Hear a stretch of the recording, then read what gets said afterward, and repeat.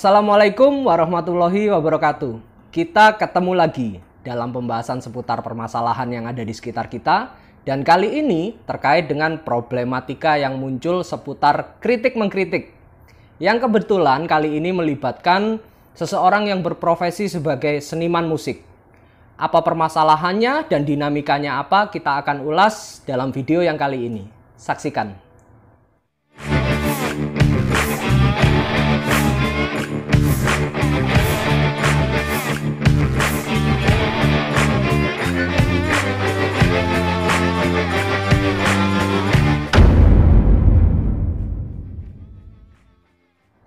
Jering SID, sosok yang lumayan fenomenal dan erat dengan beberapa pergerakan yang sebelumnya pernah dilakukan.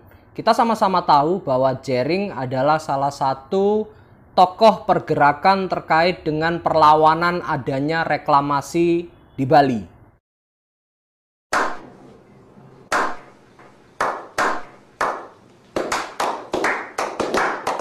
Dan berkaitan dengan kejadian pandemi COVID-19, muncul kebijakan pemerintah terkait pembatasan sosial berskala besar dan lainnya, yang kemudian seniman ini aktif mengkritik kebijakan yang menurutnya tidak masuk akal. Sosok Jering SID ini sangat kontroversial belakangan ini, yang bersangkutan kerap kali menyuarakan pendapatnya yang tentu saja berseberangan dengan pemerintah atau biasa dikenal dengan mengkritik kebijakan pemerintah.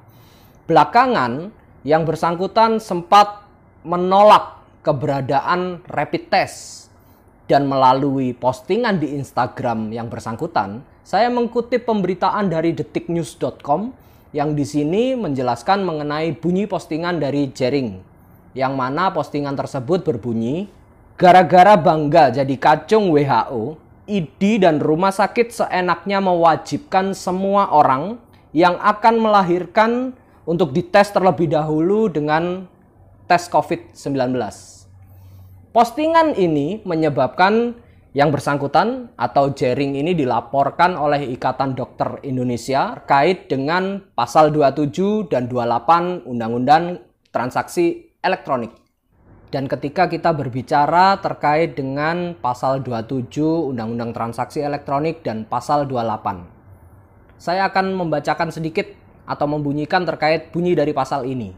Dalam pasal 27 ayat 3 Undang-Undang ITE tentang pencemaran, setiap orang dengan sengaja dan tanpa hak mendistribusikan dan atau mentransmisikan dan atau membuat dapat diaksesnya informasi elektronik dan atau dokumen elektronik yang memiliki muatan penghinaan dan atau pencemaran nama baik.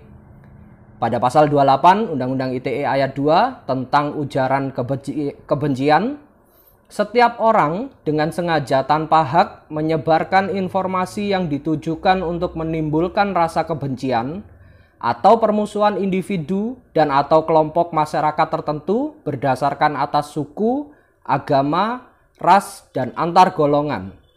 Dan ketika kita hubungkan dengan kejadian fenomena Jering SID, yang bersangkutan dalam hal ini berpotensi untuk memenuhi unsur. Namun, apakah prosesnya akan secepat ini? Tidakkah akan lebih ideal ketika permasalahan yang didasari dengan tujuan mengkritik atau mengkoreksi kebijakan yang ada ini diawali dengan mediasi?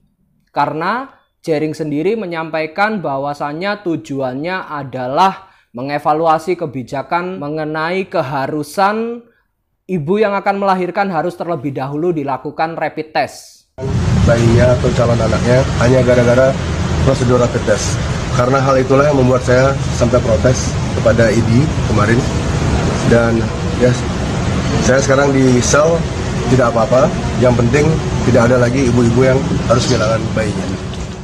Dalam sudut pandang sebagian orang, yang dilakukan Jering ini sebetulnya adalah baik, dalam artian ia mewadahi aspirasi dari sebagian kelompok masyarakat yang di dalam hal ini memang tidak mampu untuk melakukan rapid test terlebih dahulu sebelum proses melahirkan.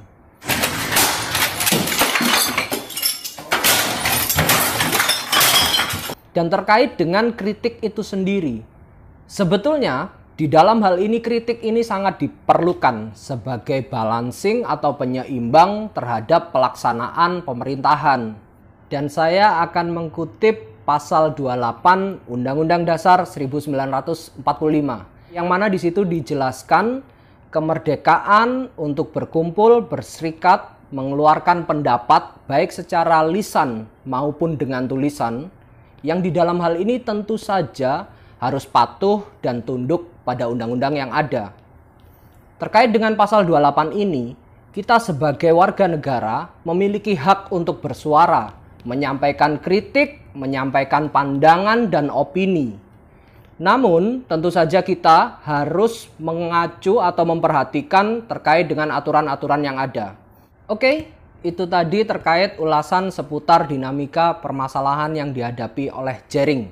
Buat teman-teman semuanya, jangan berhenti mengkritik. Karena kritik kita mungkin akan menjadi penyeimbang terhadap kebijakan yang muncul dari pemerintah.